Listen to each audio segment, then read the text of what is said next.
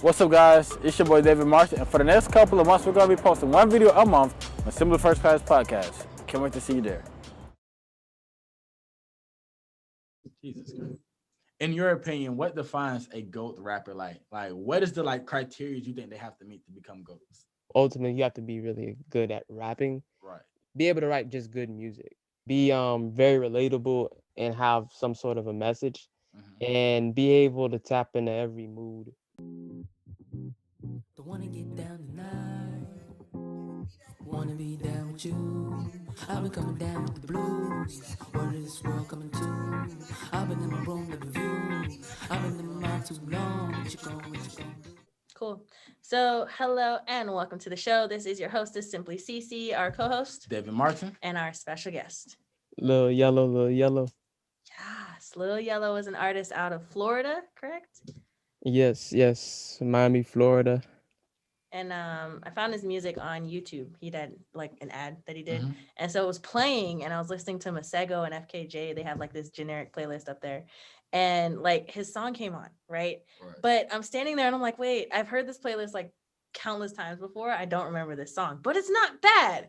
So I actually like look over and I'm like, oh, okay, what's this? And I'm like, oh, okay, different, but it's good. So then I actually listened. I listened to the whole ad. Nobody ever listens to the whole ad on YouTube. Exactly. So when they're 5 seconds up, like, skip. Exactly. So like the 15 seconds passed. I was like, I still like this. I'm gonna listen to it. I listened to the whole song. I was like, oh, now I'm sad that this thing is over. I gotta find this guy. Right. So I looked up. I think I Googled you and then found your Instagram and just messaged you on Instagram, and that's how I made the connect. All right, man. Hey, man.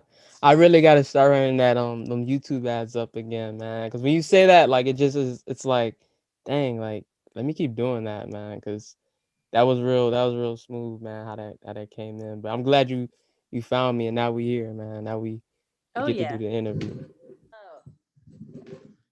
So, yeah, your ad was really successful. Like I said, I listened to the whole song, and it was good the whole way through. Right. I did notice the yellow. I noticed it was a very bright video, which was kind of what kept me watching it was the colors. Because it's like I'm listening to it is fine, but I will forever put my tablet down and go do something else and listen to what I'm talking about. But I sat down and actually paid attention to your video, which was really cool. Right. And it's really kind of cool to be talking to you about that. Yeah, when I watched the video Groove, like I was so shocked to see you had on KDs. I was like, people are still wearing those shoes, like, and you had KDs on. Oh yeah, man. I used to be really big on sneakers, man. So I was really big on like LeBron, KD, Kobe's, like back in the day in high school. So it's one of those little things I try to put it on my videos where I try to put my shoes in there somewhere.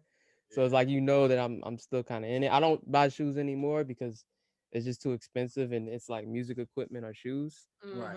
Like which one? So but yeah, hey, I like on that too, man, with the KDs, man. Yeah. That was the only thing I had that matched the lemon shirt that I had. So I had to put those on real quick, man.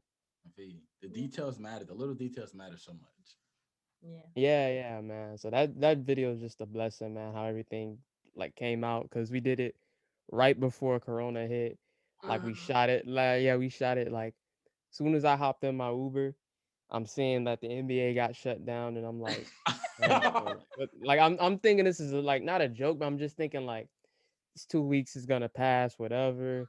Next thing you know, I think we get on lockdown. But I'm just in my head, I'm like, okay, no school, whatever. I got this video, I'm good. Like I don't gotta worry. So I mean, that was a blessing, man. And everything in that video was like a blessing that day. Like the people that let us use like the barbershop, shout out to them. Like they all just it was just like a real like beautiful like time, man, and just video. Right. Yeah, you can feel the energy like coming through. I did have a question about lemons though. Like what's that about? Honestly, it just started from an emoji because I was just really just trying to figure out my brand back in like 2018, and I was like, what's something that matches like the yellow stuff I'm trying to represent? So I was going through a bunch of emojis, and I seen the lemon, and I just put it in there one day. And then like my friend was like, "Yo, that lemon emoji, bruh, just keep doing that." And I was like, "Oh, all right, cool." So I just kept putting lemon emojis all the time on my post. And then I seen how people kind of resonated with it. Like they'll just put the lemon emoji back and be like, "Oh, hey, I like your music or whatever." They'll put the lemon emoji in a DM or whatever. So then I noticed that okay, this can be like a part of the brand too. So I would just start using that a lot more, yeah. And then it just started something I started using it for anything now. I just always try to put the lemon wherever. Mm-hmm. What's your favorite part about being a rapper? Um, I wanted the freedom. Like, I don't like. I know one day I won't have to do the same things I'm doing right now, Mm-hmm. but it's like freedom to express yourself, freedom to really just create stuff. And I think that's what I seen at 17. I was like, yo, I just have freedom to do what I want. And I don't know, I'm a free will kind of person, man. So I'm kind of like I'm not really stuck with the 9 to 5 mindset. Like Mm-hmm. it's really like difficult for me like to be in that mindset. Like I can do it. Like I'll go to work, whatever. But then it's like at the end of the day, it's like I really just want to be free, kind of Mm-hmm. thing. I really just want to create all the time. So I've been like that way since I was a kid. I've always liked creating. I've always liked just doing stuff. So music for me is like, and for like rapping for me, it's just that creating, like just creating whatever and doing what you can feel, whatever you feel. People can come back and say, "Oh, your song helped me," and that Right. makes my day. Yeah. Cool. So, how are you able to balance that work life and creativity? Lately, I'm not gonna lie, it's been kicking my ass, man. It's been kicking my ass, man. Like it's been hard, man. But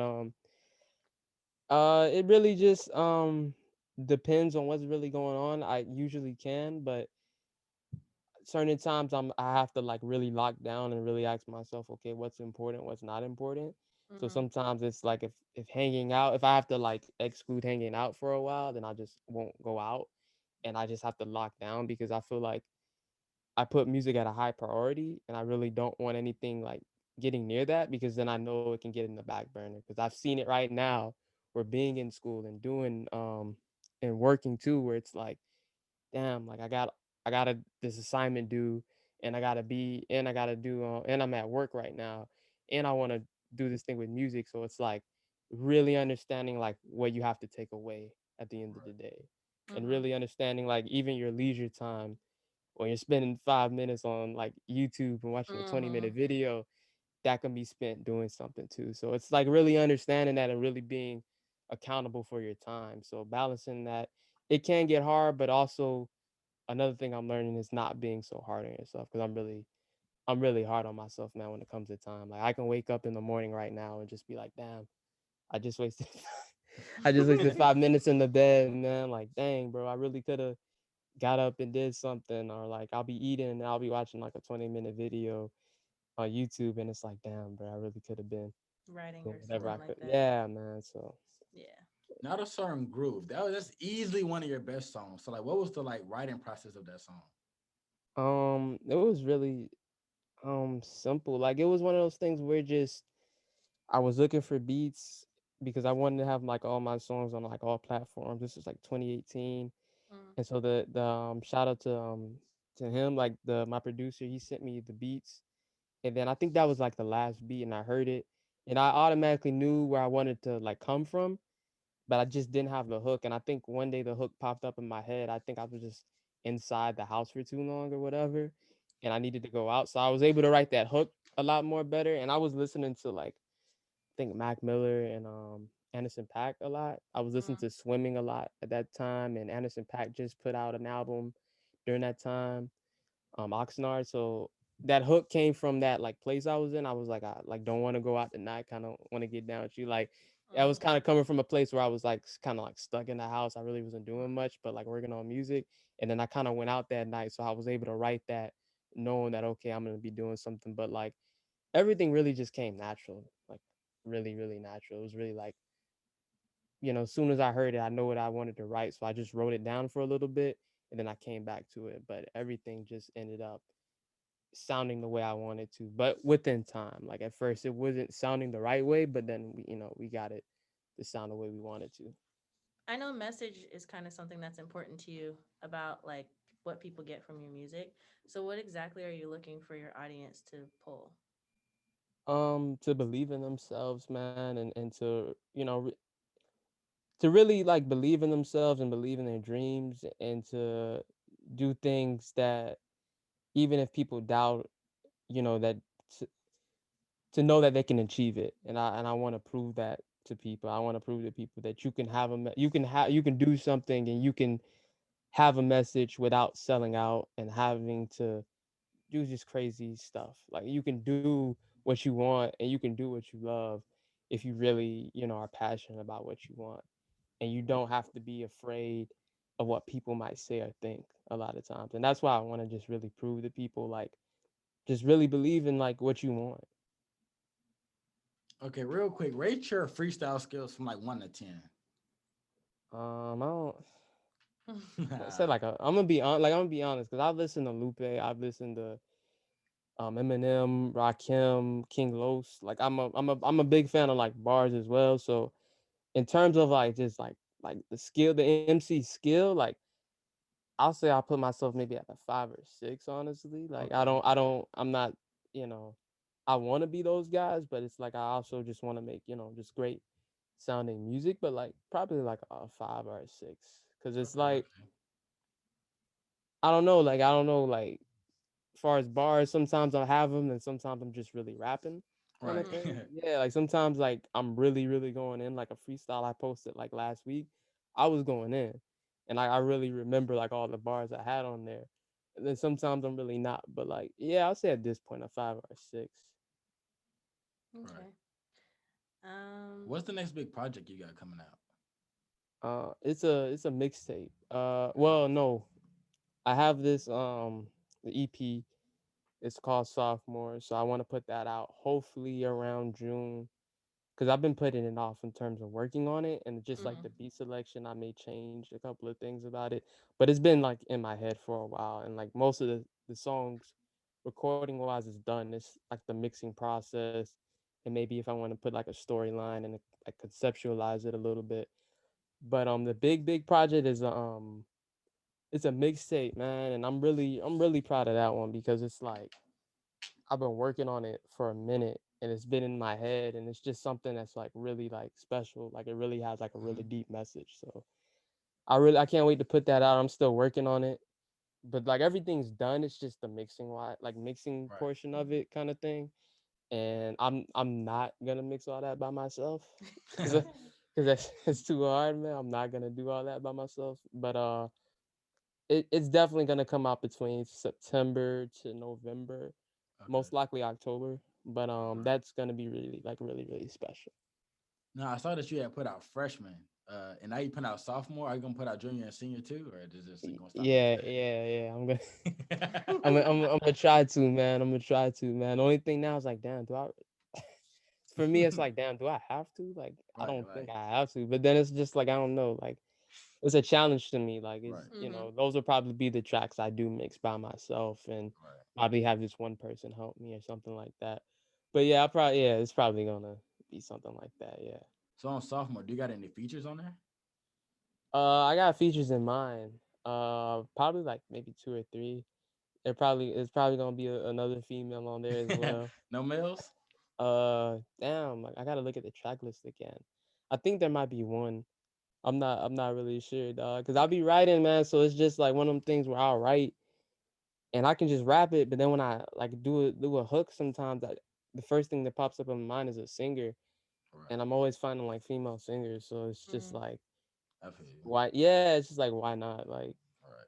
I feel like they just add, a special tone to it. I don't know what it is, man. Like just a special touch, man.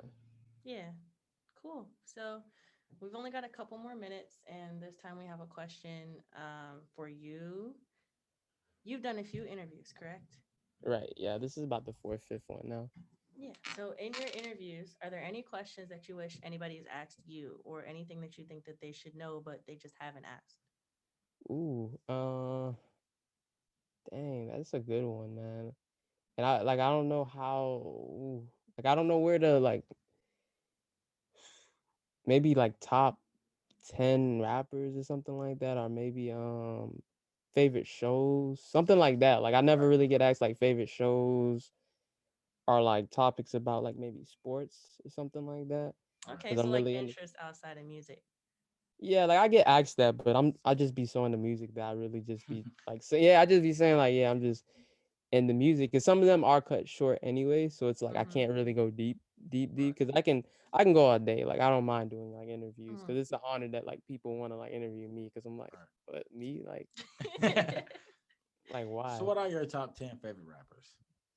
My top 10, it comes from like just from listening to rap. So I would say it started off with like 50 Cent, surprisingly, and Okay. Eminem, and then it became Nelly, Outkast, Wale, Kendrick, Lupe Fiasco, Ludacris, Logic, Chance the Rapper.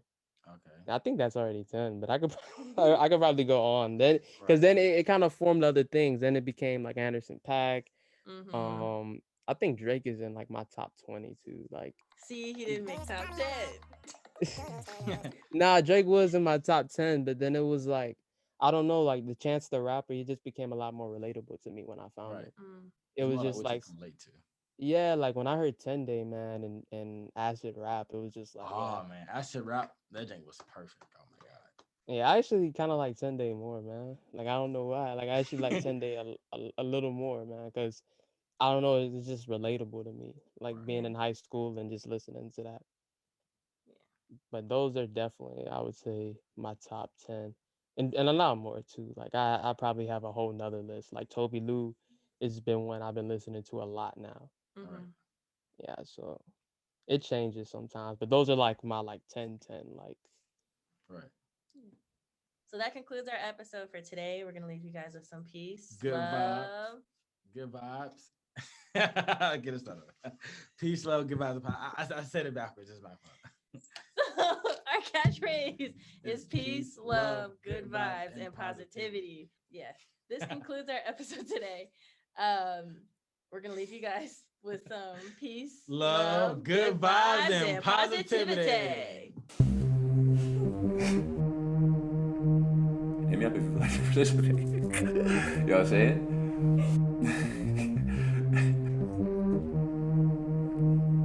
And we're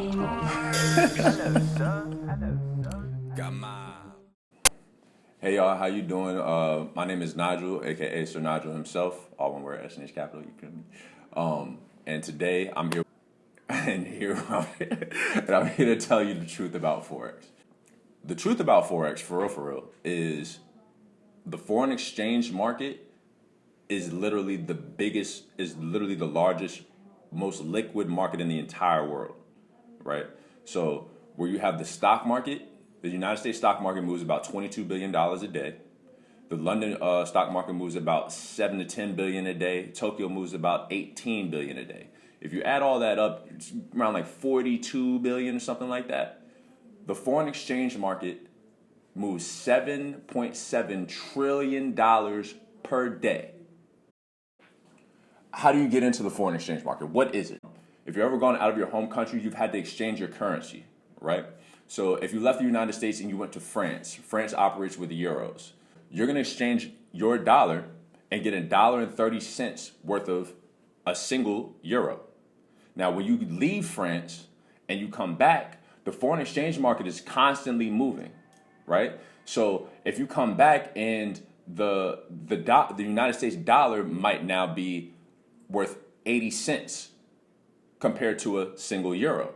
So now you're going to swap your euro that you gained money on technically when you went to France, and now that value, the value of the US dollar has now decreased since you've been gone. So when you come back, you're now going to exchange your money, and you technically lost money. You technically lost 20 cents from your original investment of a whole US dollar. That's how you physically participate in the foreign exchange market, right? So now in the I believe it was in the mid 1990s, the foreign exchange market hit the internet, right? So now regular everyday people could participate in the foreign exchange market from their home computers or their work computers if you work for a company that participates in the foreign exchange market. In the 80s, you had to have like about a minimum of 100 grand to even participate in the market. Now, you can invest with minimum $50. All right, so let's define liquidity. Liquidity is going to be the amount of money that is constantly flowing within this actual market on a daily, hourly, secondly basis, right? So the market is constantly moving 24 hours a day. Well, 23 hours a day technically. So 23 hours a day, Sunday to Friday, and the market closes at 5 p.m., right? So and that's because the banks they're consolidating their money, they're counting up their earnings for the day, whatever, and they shut everything down. And then they open back up an hour later at 6 o'clock. Now coming back to the actual liquidity of the foreign exchange market. The reason why there's so much liquidity is because if everybody works their regular working class job, right? When you want to make sure that you don't overspend your hard-earned money, you'll put that money into a savings account, right? So when you put that money into a savings account at whatever bank of your choice, if you put $1,000 into your savings account, and then 2 days later, like, I'm cool, I need to use this $1,000 for something, and you went to go withdraw that money, you wouldn't be able to withdraw that money. The bank would not allow you to withdraw everything out of your savings account. It works completely different from your checking, right? So the reason why you can't withdraw all of that money out of your savings account is because the bank is investing your hard-earned money into the foreign exchange market, and they're trading your money on behalf of you. And literally, when you sign off to actually open the savings account, you give them permission to do this. Now, after you give them permission to do this, they literally give you like 0.01% on your original investment. So the reason why there's so much liquidity is because all the banks who have all these millions and billions of dollars each are all trading this money at the same time. That's why you can move $7 trillion a day around the world, because it's every bank around the world. This is how we do our foreign exchange, right? So, so basically, where you can now do your foreign exchange trading on your computer or your cell phone, you literally are holding $1 million in your hand. You're literally holding 6 figures to $1 million in your hand. Literally. I'm not joking. I'm on my way there myself. I'm not gonna lie to you. But basically, by learning how to trade in the foreign exchange market on your own, you're able to cut out the middleman, right? So if we flash back to how the banks trade your money for you, they give you 0.01%. Now, if I worked hard for my hard-earned money, and then I decided to store it here, does it seem fair that you worked hard for your money and somebody who did nothing for that money, they're just holding it, is allowed to make money off of your money and give you back 1% and keep the other 99? Does that make sense? No. Does that sound fair? That doesn't make no sense. Okay, so when you learn how to trade in the foreign exchange market on your own, you're cutting out the middleman. So that 99.9% of that profit margin that you're missing out on, you can now keep. By you doing this, you can now, over time, create generational wealth. Literally, life-changing circumstances. You may never have to work a job ever again a day in your life. And over the course of about 10, 15, 20 years, however long you decide to actually participate, you can literally change the next generation's starting point. If you started down here and you're trading the foreign exchange market and you're constantly building up that wealth, that 99% of money that you were missing out on, that the bank was holding on to, over time, that next generation is going to start here. And you may stack up enough to where you can chase the next 2 generations, the next 3 generations, right? You see where this is going, okay? The reason why we don't know about this and get taught about this is because the rich would like to remain rich, right? If more people literally participated in the foreign exchange market, it would literally cripple the banking system, which is why now they're doing stuff like where everybody's investing in the cryptocurrencies, they're allowing you to store your cryptocurrencies with the banks because they don't want to lose that power. Also within the foreign exchange market, now with we used to have regular coin currencies. Then later we had the paper currencies. You've still got gold. In the last decade, we've come up with cryptocurrencies. So cryptocurrencies also move within this foreign exchange market. Some of the cryptocurrencies that we all probably know about, Bitcoin, Ethereum, Litecoin, Dogecoin, which was actually started as a joke, but they're trying to add value behind it and allow you to actually purchase things with it. We all know about those, right? But the regular average Joe, like trying to come up with $60,000 to try and buy a whole Bitcoin, it's going to be very hard. If you could ever get there, it's going to be very hard because that number is still shooting up. So trying to catch it, it's going to be a little hard. So what you should want to do is try and find the newer cryptocurrencies that are at the beginning stages of where Bitcoin used to be. You got Cardano, you've got Tron, which Cardano is at like $1.20 right now. You've got Tron, which I believe is at like 5 or 6 cents. Uniswap, Polkadot, and these are just 4 to like name a few. You need to do your research now because the price of Bitcoin was like $6 back in like 2008, 2009, right? It's currently at $60,000 a little over a decade later. Imagine if you had invested in that early on and where you could be. I'm currently investing in Cardano, right? Cardano has recently been mentioned by multiple billion-dollar companies in Dubai. They're debating as to whether they're going to convert $250 million that they made off of Bitcoin, that's $250 million that they made off of Bitcoin, and converting it to Cardano. Cardano's currently at $1.20. You invest early, people catch on later, big business catches on later, they invest, the price shoots up, and guess who just made a 2,000% return on their investment? Imagine getting in on Cardano when it's at $1.20 and the price goes to $102. I've currently got 28 coins and I only invested $30 or 30. I think it was like $32. Imagine 10xing that or 100xing that and how much money you would have in your pocket. This is one of the ways that the world is moving in the future, and it's right up under people's noses. There's not a lot of people who know about this. The sooner that you get into it, the sooner you take this information that I'm giving you, you internalize it, and you do your research, the better off you're going to be 5 years from now. Also, NFT. NFT is another one. NFT is basically the cryptocurrency for art, and it moves on the Ethereum blockchain, which is the second most expensive cryptocurrency in the world, right? So as an artist specifically, if you generated a piece of art, you could literally create a copy of your original piece of art with a serial number attached to it. You can sell 50 limited copies, or hypothetically, you sell 50 limited copies. Each person who buys that art now has a certificate of ownership that holds value. If the value of your profile or your art piece increases, the value of their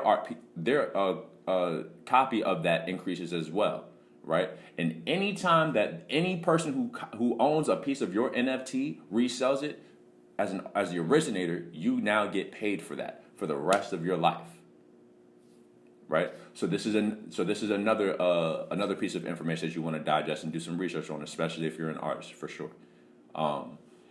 So one way that you can learn how to participate in it is, 1, do your Googles, 1, and 2, I personally am part of I Am Mastery Academy, which was started by Christopher Terry, right? He's a foreign exchange trader that traded within corporate America, working for banks and other corporate companies for years. He knew how much, if you know how to trade in the foreign exchange market, you know how to count how much money you're generating for the person that you're trading for. So by knowing how much money you're generating and knowing how much you're getting paid, he decided, nah, I'm going to bump the system. I'm going to buck the system, right? I'm going to buck the system, and I'm going to create an educational platform so that any everyday average Joe can learn how to do this and create generational wealth for their own family because they're actually getting robbed, right? So I Am Mastery Academy. Google it. Follow me on Instagram if you want more information on it. I've got a little link in my bio. If you have any questions, you can DM me on that note. Like, I will literally show you step by step how to participate in this market. YouTube is not going to give you the information that you can actually get. So if you actually DM me, I can set you up on an informational with my 25-year-old millionaire chairman. Shout out Stefan Watton and Christoph Scott.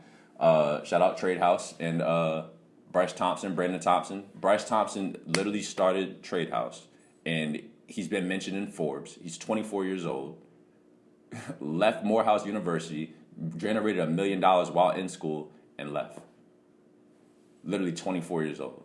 Jalen Goss, 22 years old, is currently making $250,000 a month at 22. This is all taxable legal income. You can do it too. In conclusion, the foreign exchange market is not a scam. It's the most liquid market in the world. Number two, do your research on cryptocurrencies to invest in. If you've ever played the Sims video game, you know how you can create worlds and houses and businesses and you can earn money in that world? They've literally created this in real life. A virtual space where you can create a virtual business and earn real money. You can literally earn real cryptocurrency, real income in a virtual world. My team, shout out to Trey. His Instagram's Trading with Trey. He told a story of a girl who owns a virtual taxi business and is getting $1,000 a week in a virtual taxi business. This is real. This is real information. Please, please, please do your research. If you have any questions about anything, hit my Instagram. My Instagram is SirNijelHimself, SirNijelHimself.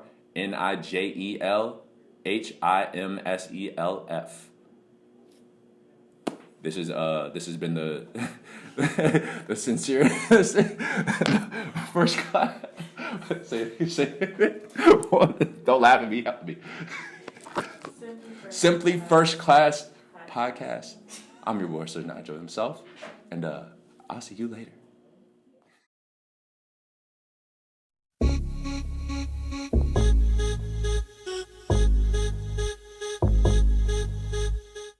Hi, this is Dashay. Come flow with me. Today's topic is Derrick Jackson and the illustrious bonnet. Is the Jackson situation a social experiment? Wow, I think so. I think it's kind of interesting how after all this happenings and everything, all of a sudden a book then came out. All of a sudden it's a healing book. So I think that's kind of interesting. That sounds kind of social and somewhat like an experiment to me. What have you observed or taken away from the situation? That has probably triggered a lot of people. You know, hell, I knew something was wrong when he was always sitting in his car. It's like, you know, it's kind of like, you know, a dude that don't want to go in the house. Yeah. It's like, what happened? Why is you always sitting in your car? Did it bring up any childhood issues for you? And if so, what? We talking about Derrick Jackson, not the Jackson 5, right? Okay. Let's see. Yeah, it did. Because it's like, I'm just trying to figure out, like, why is it that the wife always has to take responsibility if the husband was the one that did the deed? Like, what did she do? She didn't do anything. And if she decides to stay or whatever, that's her choice and her decision. Would you would have stayed? It's not about me, brother. It's not about me, brother. No, let me stop playing. I prefer to keep my stuff private. Why does society have a tendency to blame the wife for the husband's indiscretions? I think society has this weird way of putting pressure onto women. You know, like, dang, you want her to be your wife or you want her to be your mother. So I think that, you know, that's definitely something to look at. It's very interesting. I think that it's a conversation that's worth having, definitely. Why are his wife and her bonnet getting blamed? Wow. I don't know. I think out of all of this, I think that's the biggest conversation we need to have. America, what do we have against bonnets? What has bonnets ever did to you or me? All of us. It's time to have this conversation. But it wasn't even a bonnet. What was It was like a head wrap or like a quilt thing that she like a somebody quilt? like A whole quilt?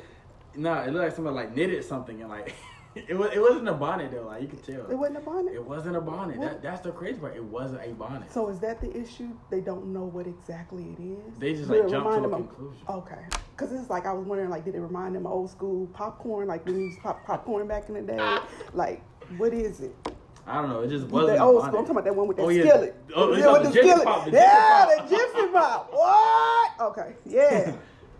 I think that's the bigger issue for real. Like I'm for real. Like it was like 3 people. It was like there, the wife, and the bonnet. It was like God dang, what y'all got going on? I don't know. It just wasn't a bonnet. I looked at the. He video. said it was a quilt. It was Like, I realized they something that they knitted. It looks like you know, like some open be knitted. I think they did it the story together, but I guess my question is like, I think my question is like, what exactly did she do? What did her bonnet do? I think that's another conversation we need to have. Have bonnets ever hurt anybody? Why aren't we all just getting along with our bonnets? If you choose so to wear. Did the Jackson situation play into the strong black woman stereotype? Yes. It was kind of weird because it was like people was going in on her. Me personally, I think that she, is a beautiful woman. But it was like I couldn't understand why people were like, well, why she get on there looking like that? Like, let's just say this wasn't a social experiment. Did you think maybe she might have been dealing with depression? Do you think she might have just that initial shock? She just barely could sit on that couch. So hell, maybe the bonnet was protecting. Maybe the bonnet was her soft space. Can you go into the importance of a head wrap? Yeah, I think that it's important sometimes to look at things from a different perspectives, because sometimes when you're covering up your hair, it can protect you in so many different ways. So with that type of situation, I would think that would be something, that she would want to be protected in. It's important for a woman to feel protected.